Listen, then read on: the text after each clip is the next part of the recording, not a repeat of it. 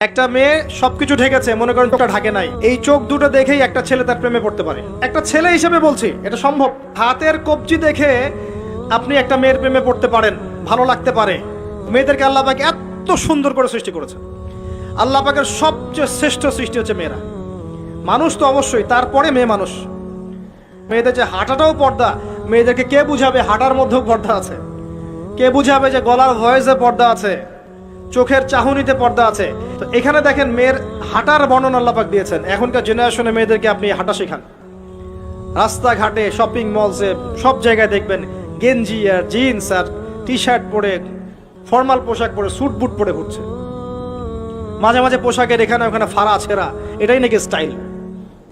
এমন পোশাক পরছে যেটা পরেও দেহের অঙ্গ প্রত্যঙ্গ বোঝা যাচ্ছে, এমন পোশাক পরছে যেটা বাহির থেকে ভিতরের অঙ্গ দেখা যাচ্ছে। অমুসলিমদের পোশাক পরছে, ছেলেদের পোশাক পরছে, এগুলো সবই আখিরুজ্জামানের সাইন। আখিরুজ্জামানে এরকম মেয়েদের সংখ্যা বাড়বে। নিসাউন কাসিয়াতুন আরিয়া, এরা কাপড় পরেও নগ্ন থাকবে। মুইলাতুন মামিলাত, এরা মানুষকে আকৃষ্ট করবে, নিজেরাও আকৃষ্ট হবে। এরা জান্নাতের গন্ধও পাবে না, যদিও জান্নাতের গন্ধ যোজন যোজন দূর থেকে পাওয়া যায়। আখিরুজ্জামানের সাইন আপনি দেখবেন, মেয়েরা ছেলেদের পোশাক পরে ঘুরছে। এখন এই শুআইব আলাইহিস সালামের মেয়ের মতো এদেরকে কে লজ্জা শেখাবে? নাই লজ্জা শরমের বালাই। স্যার ক্লাস নিচ্ছে, সে গোল হয়ে বসে আছে, কোচিং করছে। টিচার গায়রে মাহরাম, সে ক্লাস নিচ্ছে, পড়াচ্ছে, গোল টেবিল করে বসে আছে মেয়েরা। দেখবেন কারো গায়ে হিজাব নাই, সালোয়ার কামিজ পরে ক্লাস করছে এবং দেহের অঙ্গ প্রত্যঙ্গ বোঝা যাচ্ছে। এবং কোনো কোনো সময় দেখবেন টিচারও সুযোগ নিচ্ছে, গায়ে হাত দিচ্ছে, বলছে ও তো আমার মেয়ের মতো। হ্যাঁ, আমরা তো ইউনিভার্সিটিতে পড়েছি। এরপরে খেয়াল করে দেখবেন টিচারের সাথে ছাত্রীর প্রেম হয়ে গেছে।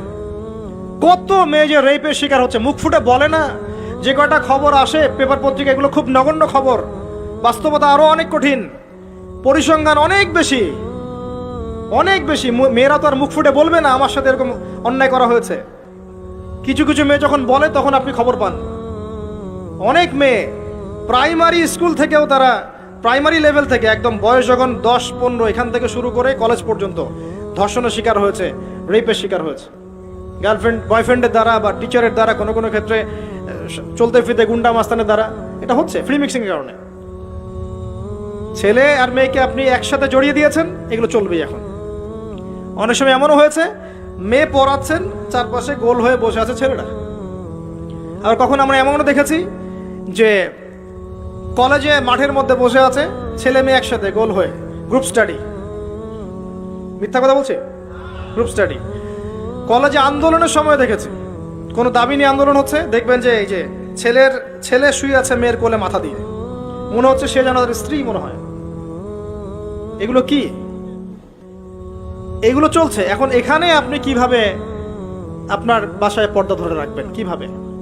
কিভাবে সম্ভব? বেশি বেশি মেয়েদের যুগোপযোগী মাদ্রাসার প্রয়োজন, বেশি বেশি মেয়েদের ইসলাহি আলোচনার দরকার, মেয়েদের মধ্যে দাওয়াতি কাজের দরকার। এবং মেয়েদেরকে অনেক সময় দাওয়াতি কাজের অভাবে ভুল দাওয়াত দিয়ে বাড়ির থেকে বের করে নিচ্ছে, মাহরাম ছাড়া সফর দিচ্ছে। খেয়াল করে দেখেন, এমন অনেকও জামাত বের হচ্ছে মাহরাম ছাড়া জেলায় জেলায় সফর, দলিল দিচ্ছে এটাও নাকি জিহাদ। নাউযুবিল্লাহ। কিভাবে হচ্ছে? কারণ আমরা যেহেতু ওদের দাওয়াতটা কমিয়ে দিচ্ছি, মেয়েরা মেয়েদের মধ্যে দাওয়াতি কাজ করছে না, দাওয়াত সংকীর্ণ, বেদাতিরা এবং ভ্রষ্ট যারা পথভ্রষ্ট, এরা ওদেরকে ঘর থেকে বের করে নিচ্ছে। ইসলামের নামেও বোরখা পরিয়েও বের করে নিচ্ছে। খুব অবস্থা খারাপ। আপনি খেয়াল করেন, দেখবেন এগুলো ধরতে পারবেন।